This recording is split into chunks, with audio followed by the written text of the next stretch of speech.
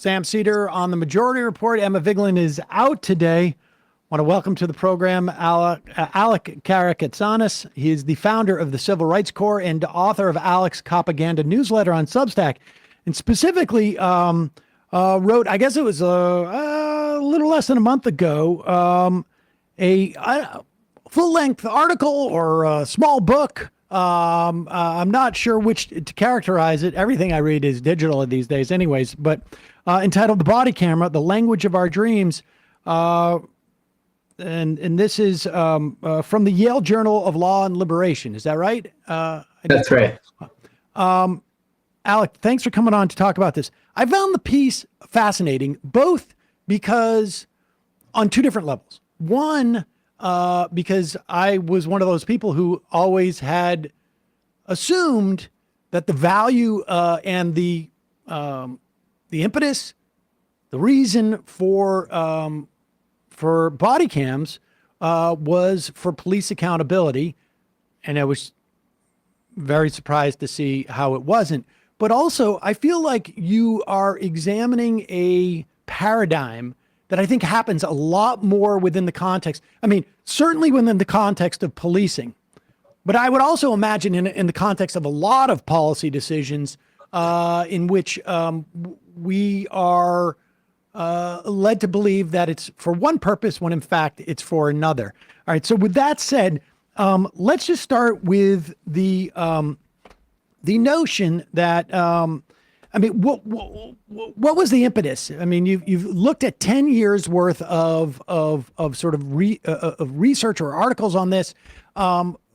It starts with the killing of Michael Brown in 2014, but just walk us through how you decide to look into this.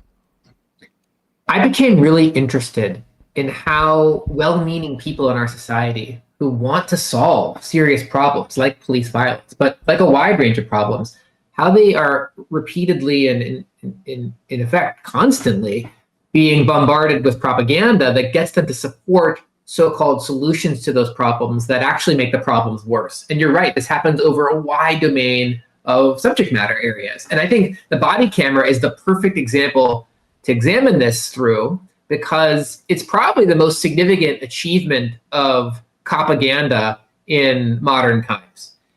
So the body camera was originally manufactured and sold and marketed to police and prosecutors and other sort of punishment bureaucrats as sort of a revolutionary new tool that would help them.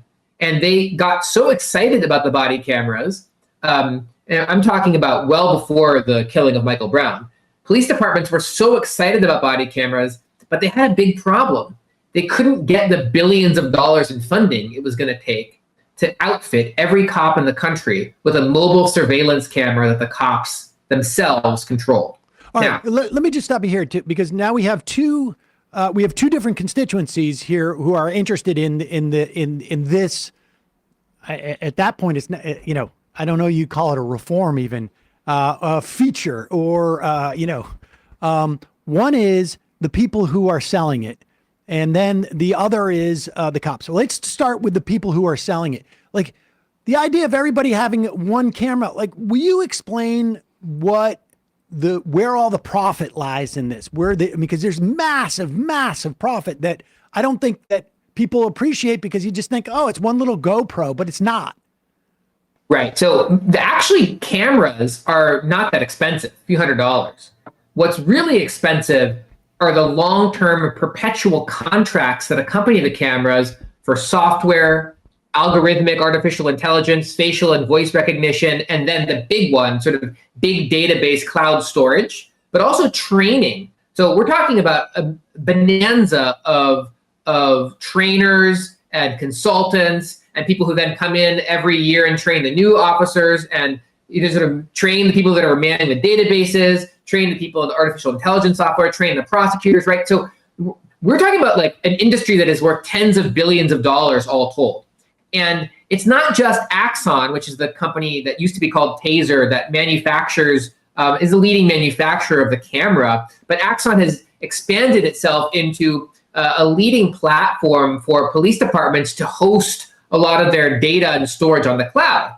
But then it goes way bigger than Axon, whose value skyrocketed by billions of dollars after the Democrats became interested in body cameras as police reform. So I'll bracket that for a minute. But it's big companies like Microsoft and Amazon.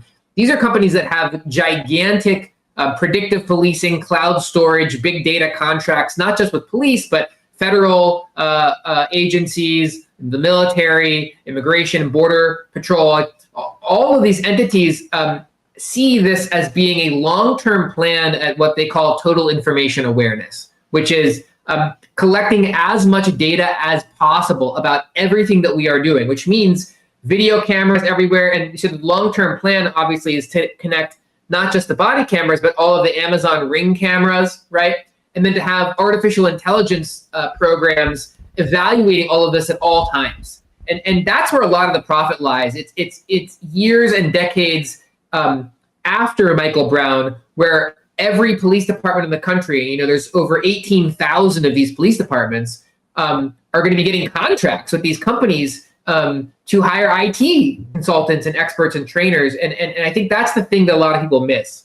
And it's like a subscription, model where it's like, okay, we make the one sale, in 2022, and we can now tell you what we're going to be making over the course of the next 10, 15 years with, a 10% bump because we roll out this other feature, we roll out this other thing, whatever it is, maybe it's more than 10, 15%. So this is has a tremendous amount of value to these companies and to their shareholders.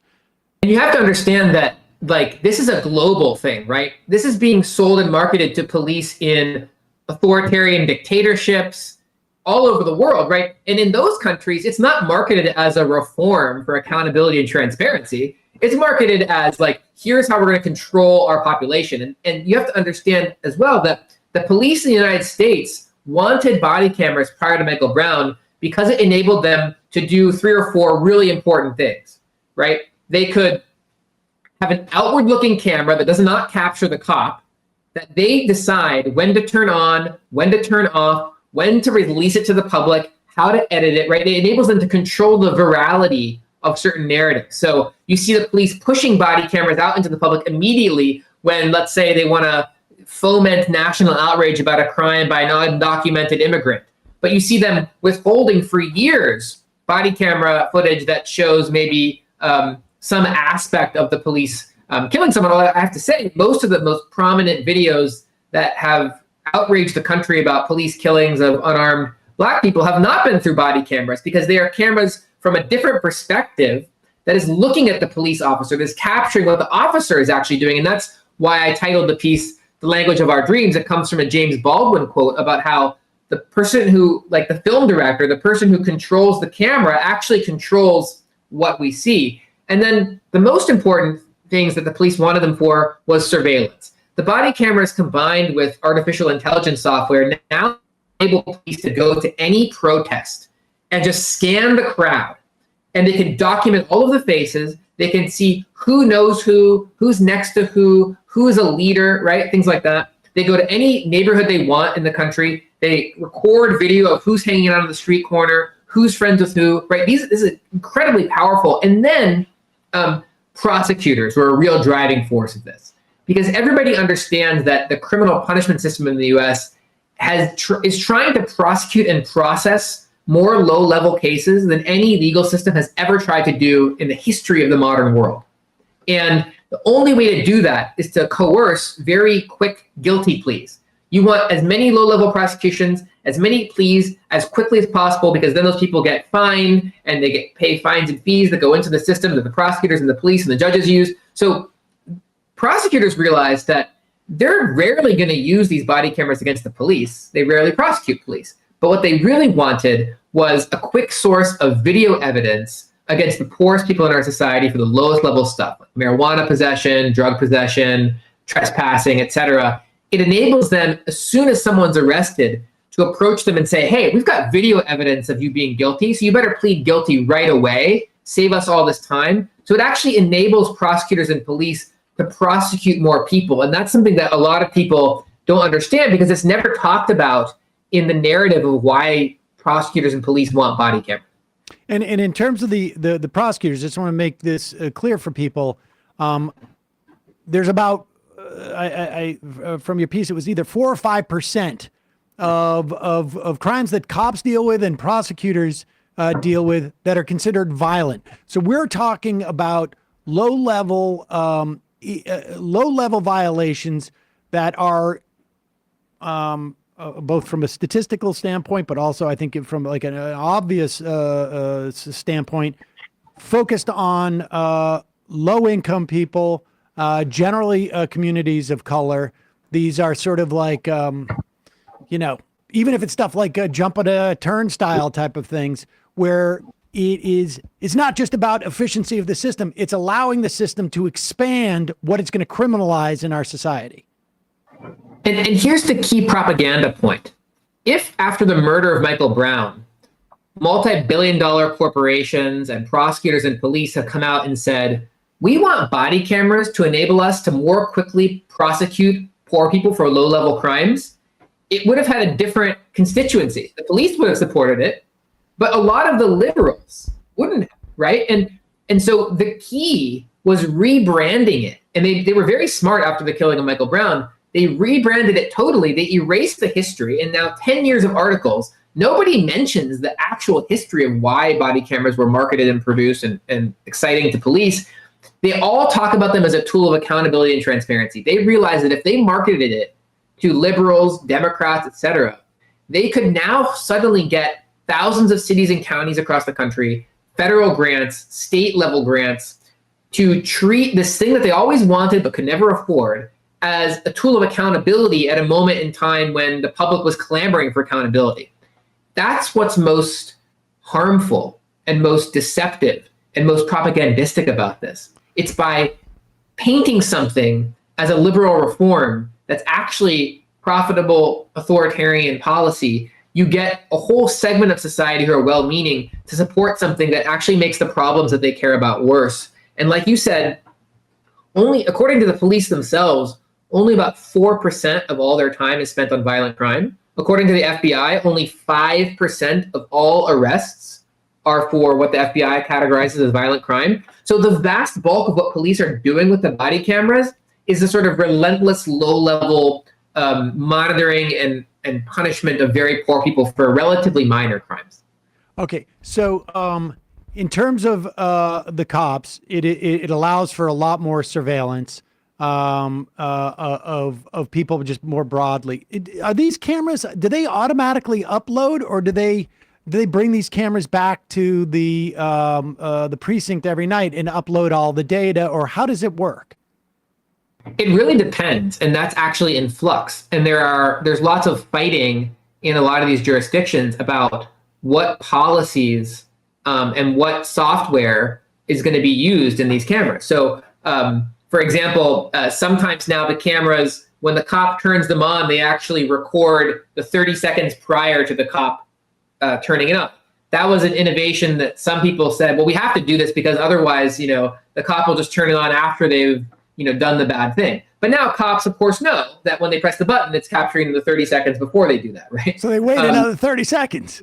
Yeah. So there's this game of cat and mouse, and a lot of places have no penalties for officers for not turning the body cameras on. A lot of places, have no consequences for body cameras malfunctioning, right? So the police have been able through their control, and another thing is that police are trained when they're in this camera, which is affixed to their chest, so it's already creating a very chaotic. It's not like you're holding it still. Right. It's creating this chaotic picture, which makes it seem like the situation is far more intense than it is a lot of times. But they're trained from behind the camera to say things like, "Stop resisting! Stop resisting! Stop resisting!" You can notice that when you see a lot of like. You just see like resisting the guys, you pummeling the guy. Well, what are you talking about? But you can hear that is like their record for the police that they can later say, well, the person was resisting. I was saying it right in the moment. I was telling them not to resist. And so there's actually really good research. And I should have said this up front. There's, research that the federal government and federal prosecutors themselves have endorsed. And this is the sort of very well accepted conclusion. body cameras do not reduce police violence. Think about that. The thing that has been pitched for 10 years as one of the primary solutions to police violence, empirically, according to the studies, does not reduce police violence. Okay. Number two, it does not make police more accountable and transparent. So you have to ask yourself, how is this still part of the Democratic Party's main response every time there's a police killing, right? Who gains by focusing on that rather than asking questions like, why are there so many armed police? Why are they in this neighborhood and not that neighborhood? Really serious questions. I want to get to that part because that's part of the sort of the more meta thing of how these reforms and also the question of federal intervention, how they sort of let the air out of the tire a little bit and rechannel desire for any type of like reform, like genuine change, I should say, in the context of the way that we police and how much we police. But let me just one more point because someone just raised this on the IM, and I just want to be more explicit about this because from the police standpoint, I think people understand the incentive structure that police want more and more tools to exert control. They want more militarized vehicles. They want more, militarized outfits. They want more power. And these cameras provide that, at least in terms of like what the data and the research that you've done. From the prosecutor standpoint, just explain their incentive structure, because I don't think people understand that, they've got their big board. They want a certain number of numbers. They want a certain amount of revenue coming in. It's not just, and they probably have similar incentive structure more often than not as the cops. People who don't work in the legal system often miss this fact, but the single most important fact you need to understand about mass incarceration is that it would be impossible to prosecute all of the people that the police arrest if everybody exercised their constitutional right to an adequate lawyer, investigation of their case, and a jury trial. So the system knows that it will totally collapse unless over 95% of people plead guilty.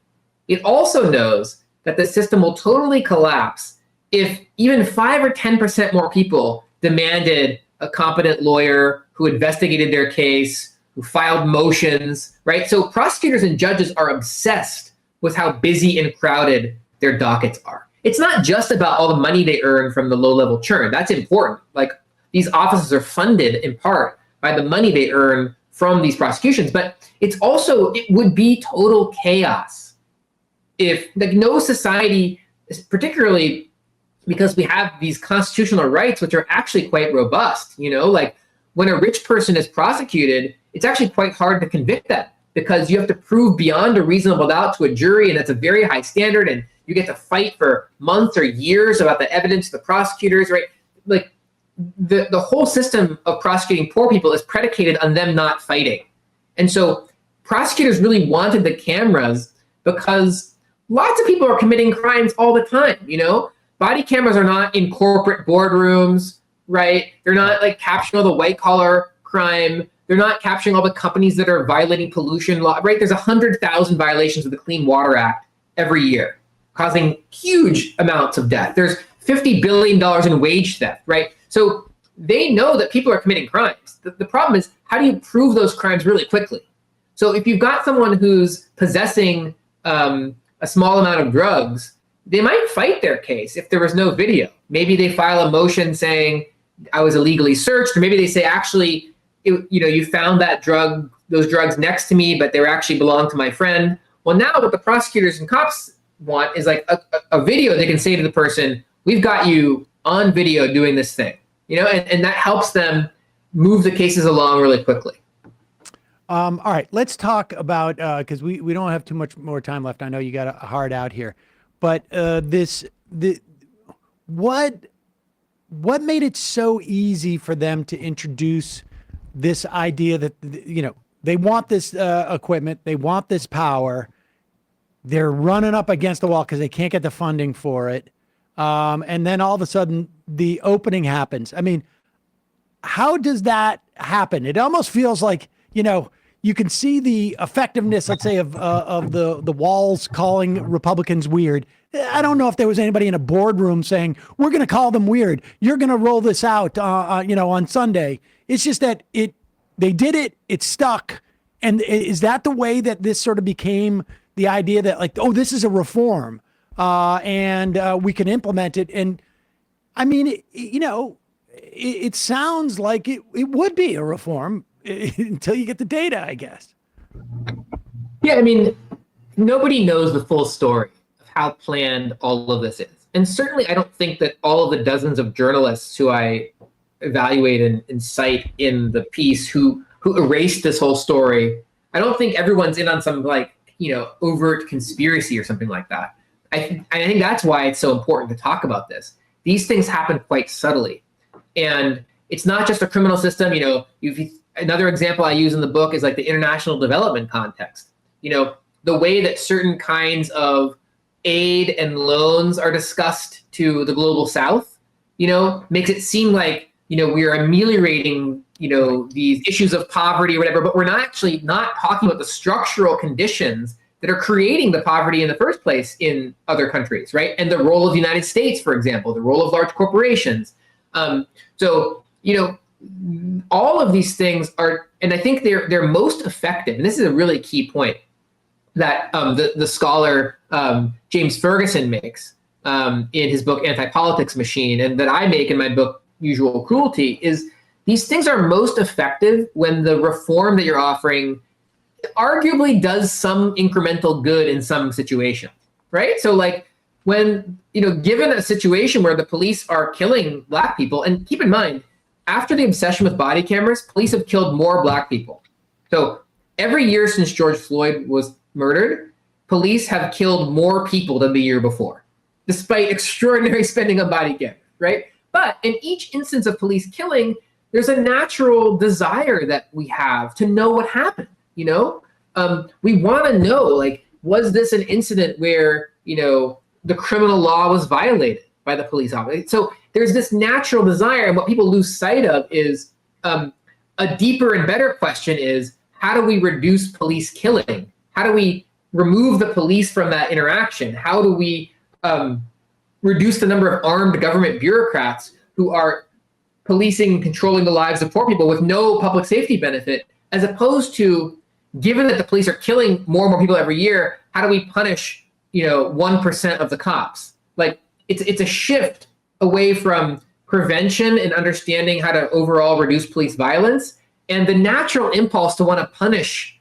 a police officer who does something bad in an individual instance. And unfortunately, the public is enormously, even the well-meaning public, is enormously distractible. That you can get them to focus on things that seem like they're a good faith effort to like find out more, and get them to not talk at all about the elephant in the room, which is, why are police in the United States killing more people than they ever have, and then more people than any other country in the world?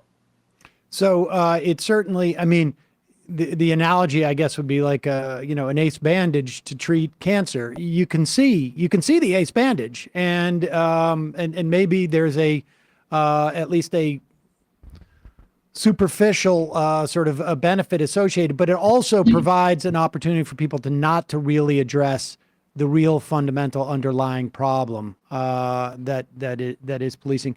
The piece is The Body Camera, the Language of Our Dreams. We will link to that. Alec Karakatsanis, thank you so much for your time. We will also link to your Copaganda newsletter on Substack. Thanks again for joining us, and I really appreciate it. It's really fascinating, both as directly it pertains to this issue and more largely in terms of like general carceral reform and policing, but also just more broadly as policy prescriptions. I think there's probably analogies in housing and in terms of the way we deal with the homeless as well in this country. So really appreciate it. Absolutely. Thanks for having me. Hey, folks, don't forget to hit the subscribe button and check out our daily show. We do it every day at 12 p.m. Eastern for about 2.5 hours. We even take phone calls. You should check that out.